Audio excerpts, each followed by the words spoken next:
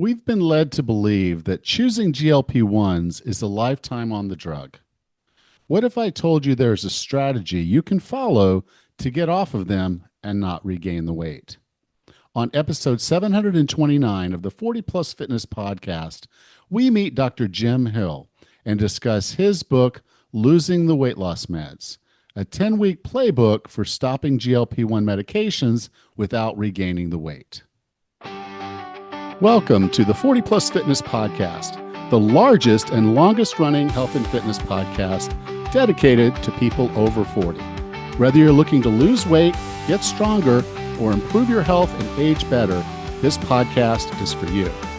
I'm your host, Coach Allen, an online health and fitness coach and author of The Wellness Roadmap. Each week, we dive into practical tips, expert advice, and inspiring stories to help you take control of your health and fitness. If you're ready to look, feel, and perform your best, no matter your age, this podcast is the perfect place to start. Let's get you on the path to a healthier, fitter, and more energetic version of yourself. I hope you'll join us each week, and together we can unlock your full potential.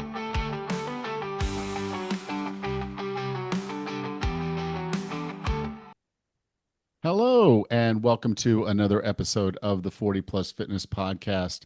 I'm Coach Allen, your host. I'm really glad you're here. Can you believe we're almost halfway through January already? It's kind of crazy how fast time is flying, but I have to say I've been like super productive the last few weeks, and so I'm pretty excited about where things are going. But I kind of wish the clock would slow down just a little. Because again, I put my head down and I look back up. It's a week later, and here we are again. But I've got a great episode for you. I'm pretty excited about it. I know you will be too. I'm sure you've heard this quote: "We don't stop playing because we grow old. We grow old because we stop playing." That's a quote by George Bernard Shaw. It's really only partially true. We usually stop playing because we don't have the fitness to continue, and then we get old. The way you break this cycle is to become fit for task. What is fit for task? It's an approach to aging that focuses you on the things that keep you living your best life, enjoying the experiences that build a great life. There are things you need to be able to do, and there are things that you'll want to be able to do. You should be building a body that can do both. And with that, maintain your independence and enjoy the things you love your whole life through. It's about living longer, better. Fit for task. I'm doing a free live workshop this week only, with 2 sessions available, Thursday evening and Saturday morning. During the Fit for Task Foundations workshop, we'll discuss a path toward adding meaning to the things you're doing to improve your health and fitness. This workshop is for you if you feel like your resolutions are already sliding, if you feel like you're on a rudderless boat, if you think you might be missing something important, and you don't want to age faster or worse than you have to. You'll leave this workshop with a clear path forward, and that clarity, that plan, will drive you to being fit for task, living longer, better. You can learn more at getfitfortask.com/workshop. Let me say that again. Getfitfortask.com/workshop. I'll see you there. Our guest today is a world-renowned expert in obesity, nutrition, and weight management, with over 40 years of groundbreaking research and experience in the field. As the co-founder of the National Weight Control Registry, the largest study of individuals who have successfully maintained long-term weight loss, he has pioneered the understanding of sustainable weight loss. His work has been instrumental in developing evidence-based strategies that empower people to achieve lasting weight management through balanced nutrition, physical activity, and behavioral changes. He has published over 700 peer-reviewed articles and is widely recognized for his contributions to public health, including shaping national policies on obesity prevention and management. His expertise has been featured in major media outlets, and his research has influenced health professionals and individuals worldwide. With a passion for translating science into actionable advice, he continues to help people live healthier, more fulfilling lives by providing practical, long term solutions for weight maintenance and overall well being. With no further ado, here is Dr. Jim Hill. Dr. Hill, welcome to 40 Plus Fitness. Happy to be here. So, the name of the book is Losing the Weight Loss Meds, a 10-week playbook for stopping GLP-1 medications without regaining the weight. When I saw this book, I was like, okay, yeah, you got me. Because up until this point, really the only thing I'd ever heard was, okay, this is a lifelong problem. It's not like you are not obese per se, even if you lose the weight, because you still have the underlying medical issues and all that got you there in the first place. Those don't go away. The medication helps with many of those, but we didn't really fix the problem per se. We've made you healthier. We've given you an opportunity, but most people believe that we're going to be on these things forever and ever. Yeah, the medications don't fix the problem. The underlying biology is going to be there. So the medications help you deal with that. And, one of the things that's simple, but people have trouble understanding, the medications only work when you take them. You take them, you don't fix it, you stop them, you come right back to where you started. Yeah. And so I guess the first question I've got to start off with is, because again, we've been taught that we are going to stay on these. If we get on these and they work and we want to stay at this lower weight, we now have this, I'm not going to call it a life sentence, but we're on the meds for life. This is our way of life. And they're not cheap. They're not cheap. So I could see wanting to get off of them just for financial reasons. But why would we want to get off of them otherwise? Yeah, so this is why we wrote the book, is that I think the pharmaceutical companies develop these drugs to be taken for life. And we do that with other conditions, with diabetes and hypertension. But the data suggests that people aren't doing that. Again, the data suggests that maybe less than half the people are even taking them for longer than a year. And one of the things I think we know from carefully conducted clinical trials, when you stop the meds, the chances of regaining the weight are very high. So there are lots of reasons why people might stop the meds. In the past, it's been shortage of supply. That one is maybe largely fixed. Probably the biggest one now is cost. These medications aren't cheap. Sometimes they're covered by insurance, sometimes they're not. Other reasons are some people don't tolerate the side effects very well. One of the ones we're finding more frequently, people miss food, miss the enjoyment of food and spending time over nice dinners and so forth. And some people just don't want to take a medication long term. It doesn't matter. It's up to you. There's no good or bad reason. What we said is we want to help people who do stop them avoid the weight regain. Yeah, another doctor that I had on here not long ago, she said that, typically they will take the dose up. I think she called it titration is in the book. So that's probably the medical term for it. But increasing the doses over time as we figure out how your body's going to tolerate and function with the medications. And then at a point you've lost the weight, they try to titrate it back down to now what's going to be a maintenance level. But this is just saying, okay, I'm gonna titrate all the way off of this thing. Yeah, and I have no problem with that approach. I think the future here of weight management is integrating medications with lifestyle.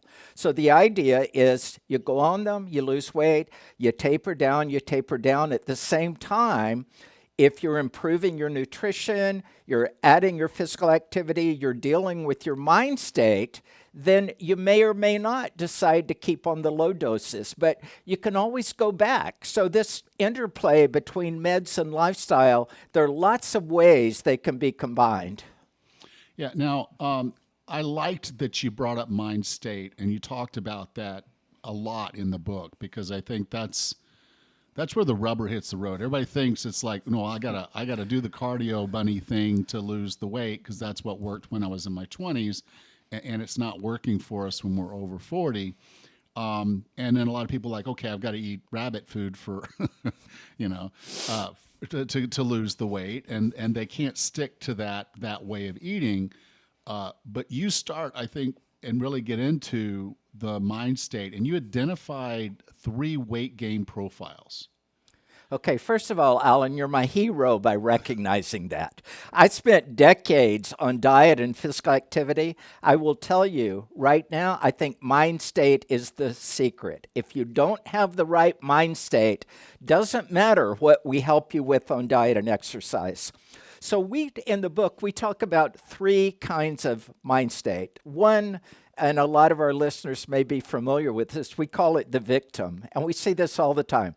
People come in, well, I'm going to try it, but it's not going to work. I've tried before, I failed, I don't like to exercise. And then a challenge comes up and it throws you off and you blame someone else. It's not your fault. Situations, I lost my job, this or that, okay? That's pretty frequent, but we can change that. And one of the things we try to do is move the victim mind state to a victor mind state, which means, look, you're anticipating there are going to be problems and challenges, but now you feel like you have the tools to get through them. You know, it's not a matter of if challenges arise, it's when challenges arise and how you set them. So you're resilient, you're looking toward the future, and this can absolutely help success. But the other one we found, and this is totally interesting, we call it the Voyager mind state. And these are people who not just get through the challenges, they see the challenges as opportunities for growth. One of the things about these people is they appreciate success because you really, the number on the scale is not what people are after, right? That's not really success. Weight loss is a measure of that, but people are really after happiness and a happy life. And people in Voyager mind state understand that, and they're not just losing weight, but they're looking at other aspects of their life. So the idea is a lot of people feel like, well, keeping weight off is going to be miserable. I'm going to have to eat rabbit food, got to go to the gym. It's going to be terrible. And these people have embraced their new life. It's like, oh my gosh, life is better than ever. So I think mind state is the key to long-term success. Yeah, it was funny because I'm not going to say I was really ever in a victim mind state, but I couldn't solve the problem for a long, long time. And I kind of had that victor mind state where I just, okay, I got to grit this out. I got to get this done. And it was put your head down, get on the elliptical for an hour Yeah, every day, yeah, and this'll get you there. And when you're in your 20s and 30s, sometimes that is all it really takes to get that's right. there. But when you get a little older, you got to get a little smarter, and that's why I like the Voyager mind state because it speaks to understanding holistically how all of this works, so you can put together the lifestyle, or in the case of the way you list it, the playbooks and the plays that are going to get you where you need to be. Yeah, and it really isn't just a number on the scale. And believe me, the older I get, the more I appreciate. I want to have a high quality of life. And you can't have that with the victim mind state. Avoid your mind state helps you succeed, but it helps you enjoy success. Yeah. And I think another thing it does, it makes you more resilient to the Yes. ebbs and flows of just general life because if the scale goes down, you feel good. If you're, victim or victor, you feel really good. The scale's going down, but then you have that one day for one Yep. reason whatsoever. You step on the scale and you're Yep. 2 pounds heavier. And now you feel like you've failed. Yep. And And so and this a this avoids that. a Voyager mindset recognizes that. recognizes that weight's going to fluctuate. You are going to have challenges. You know, we think of success in weight loss as you get down to a certain number, that number stays flat forever. That's not real life. Real life is ups and downs. You're going to have a good week. You're going to have a bad week. But a voyage your mind state, you're in it for the long run. You know that's going to happen. You know you have the skills to get back on track when you lapse. Now, one thing I think that's really important about mind state is understanding that there are kind of different reasons that people gain weight. And you called these the weight gain profiles. There were three of Yeah, them: the yeah, nonstop food seeker, the yeah. sedentary sitter, and the setback cycler. And I think if you went through these, many of us are going to see ourselves in one or more of these. But could you go through them and why they're important to understand? Yeah, so the first one is the nonstop food seeker. And so many people can relate to this because it's almost like you're hungry all the time. And we know that's not a willpower issue, that's a biological issue. You know, and again, we live in an environment where, let's face it, there's wonderful, good tasting food around all the time. And so lots of people have a problem with that. It's that they just eat too much and they seek out food. And what we talk about there is that before you go on the weight loss meds, your appetite is probably higher than you want. When you go on the meds, the appetite comes down. When you stop the meds, the tendency is to go back to where it was. What we're saying is you're going to eat more. You stop the meds, you're going to eat more. Your appetite's going to come back, but we want it to not come back to where it was, to come back somewhere in the middle, okay? And that brings up the second type is the sedentary sitter. And these are the people that they do great with food and they can lose weight real easy. I lose weight, I can diet, I can do this, but I don't like to exercise. What happens with these people, because if you're sedentary, your metabolism isn't working the way it needs to be. So you lose weight just fine, but you're not able to keep it off. One of the things that we've learned from years of working at people who are successful in keeping weight off. If you aren't able to significantly increase your physical activity, you aren't going to succeed at weight loss maintenance. You can succeed at losing weight without exercising, but you're not going to succeed at keeping it off.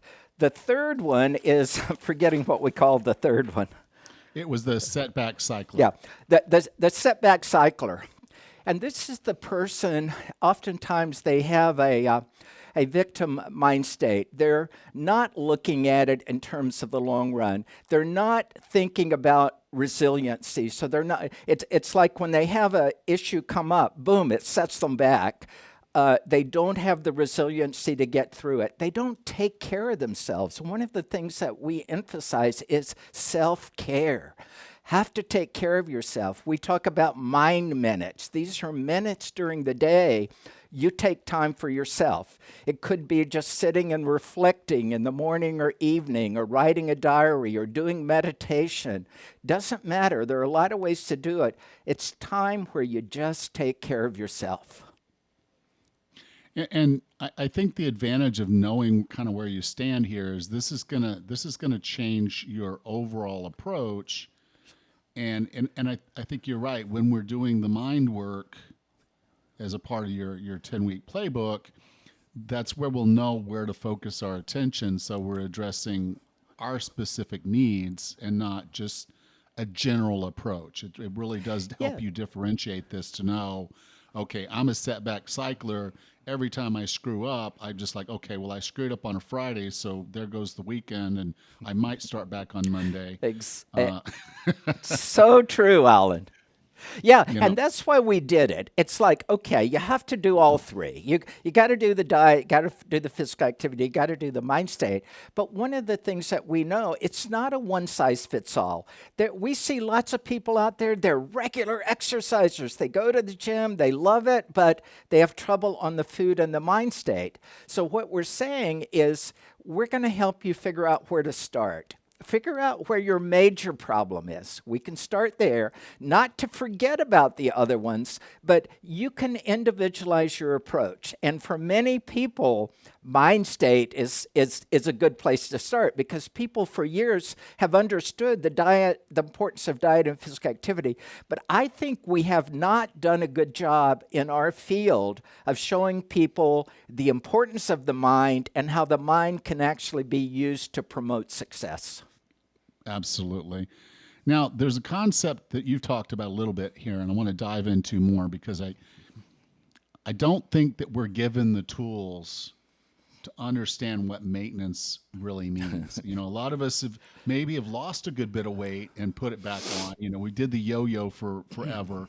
And so it becomes a struggle where, okay, what is maintenance? Because I never really seem to be in maintenance. I seem to be either gaining or losing in one direction or another quite a distance.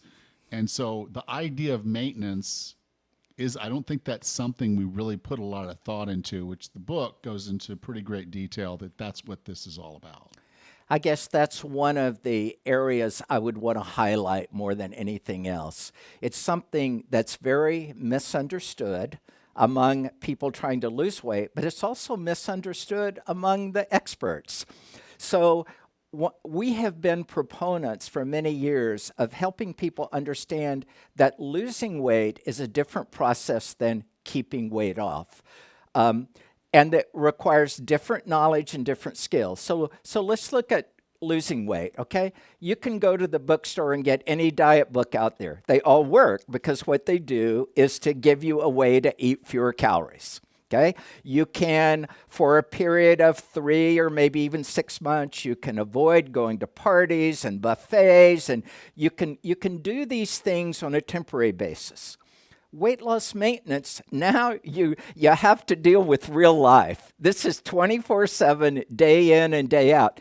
Different skills. It's not short term, it's long term. It's finding ways to deal with these long term.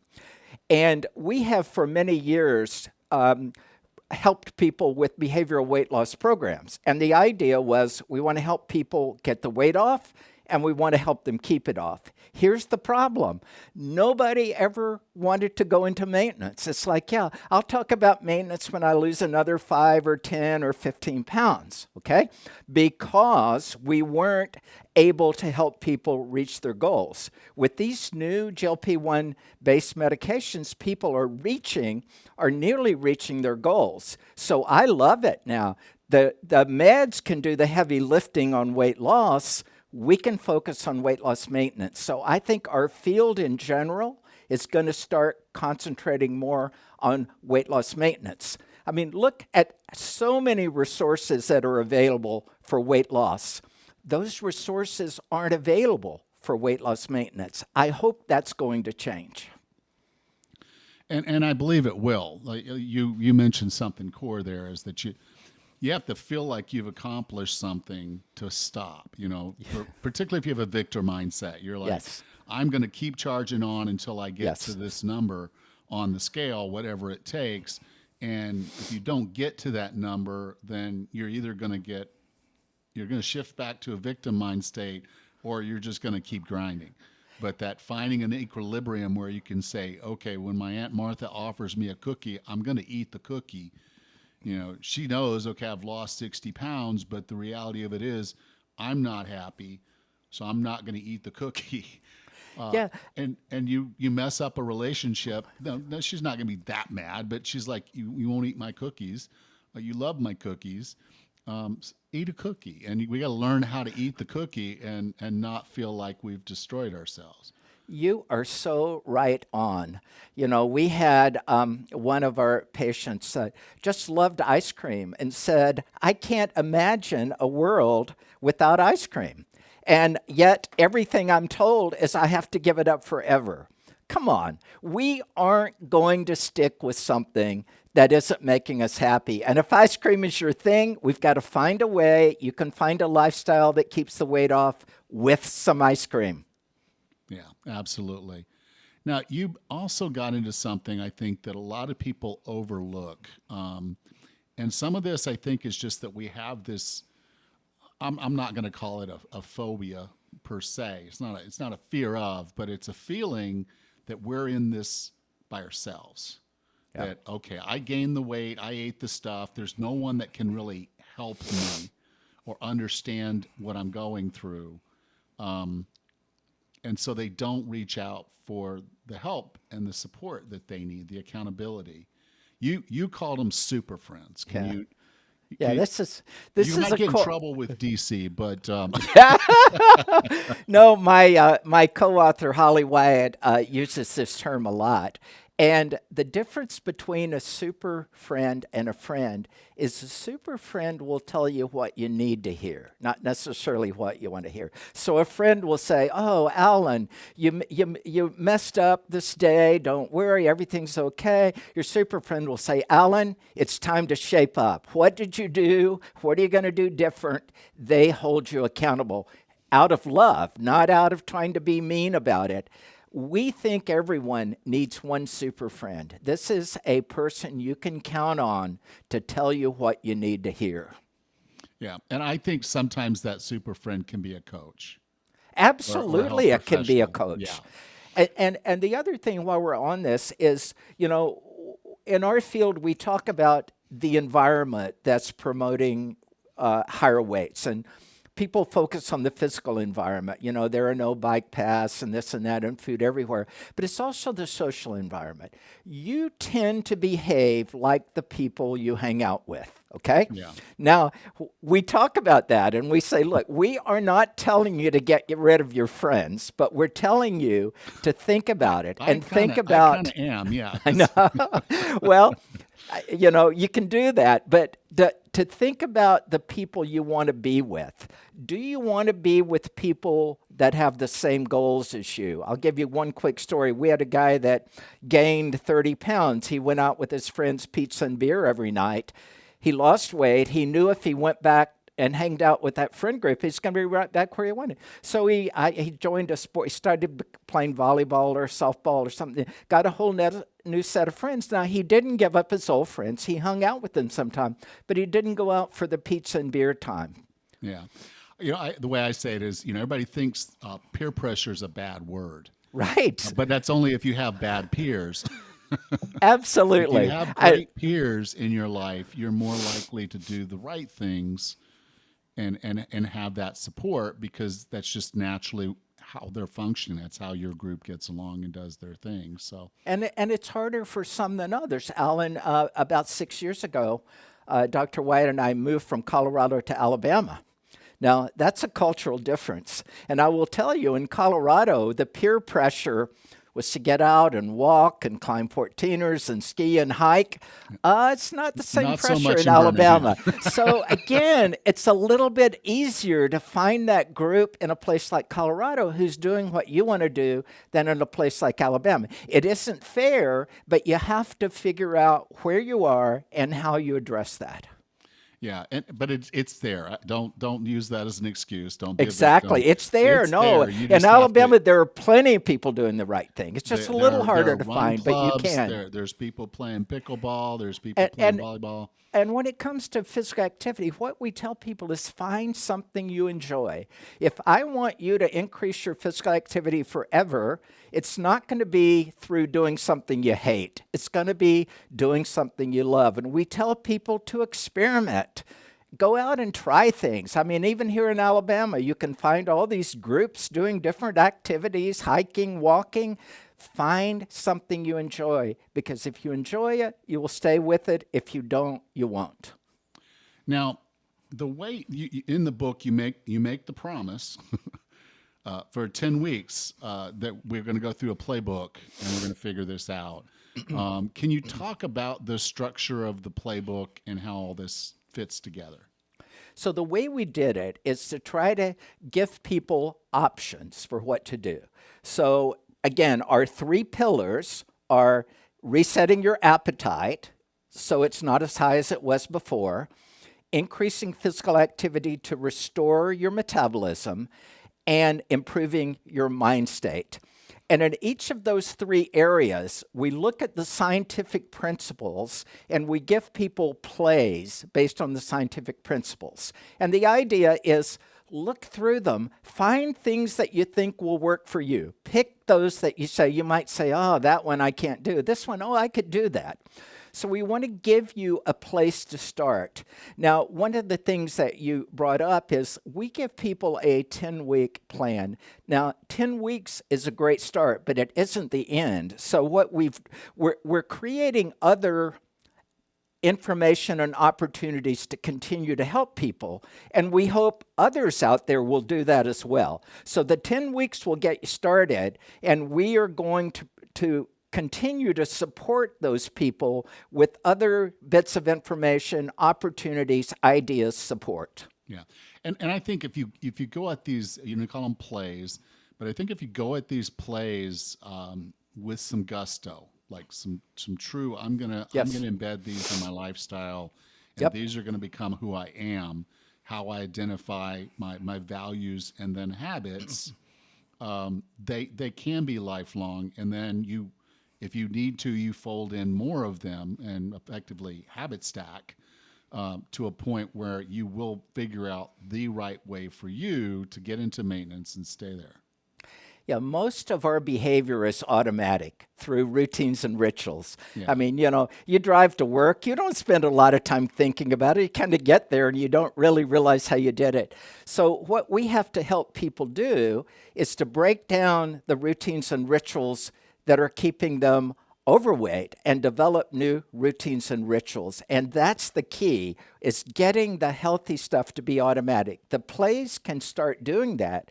And one of the things we're working on is a way that people who read the book can actually find additional plays, and we will share that. So we would love it if we have hundreds of plays out there that people can look through, find the ones that they can do, help those to become routines. That's good, because we're not, even though we've gotten to our goal, our weight loss goal at this point, we're still not all at the same place with the same skills and the same, abilities and everything there. So having additional plays to at least consider when you can't do some of them that are there, I think those options can be Absolutely. And what we found, the people get selection of real having so creative out many there, and we available get them started be with the plays, thing and that they come stops back you with from being others. successful.